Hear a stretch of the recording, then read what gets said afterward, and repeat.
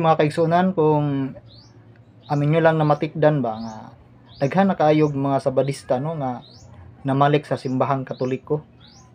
Pero unsa man girason nganong namalik gid sila sa simbahang Katoliko mga kaigsunan? Atong pangutan-on kining mga sabadista ra gihapon. O makauban nila aron atong maklaro ba kung unsa girason nganong namalik ang mga sabadista balik sa simbahang Katoliko.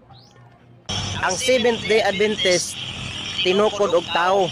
Alam na ginagawa po yung doktrina ng Adventist ng ating mga pioneer. Apat yung ating mga founder, James White, Joseph Bates, Jane Andros, Ellen White. Ang nag-aaral ng Biblia, yung tatlo, hindi kasama si Mrs. White. Mabitaw daghan kay mga sabadista nga nibalik pagka Katoliko. Maudi ay muna yung mga sabadista mga kaigsunan namalik sa simbahang Katoliko kay ang sabadista ang Isday Church tinukod rag tao. Uy, murag ka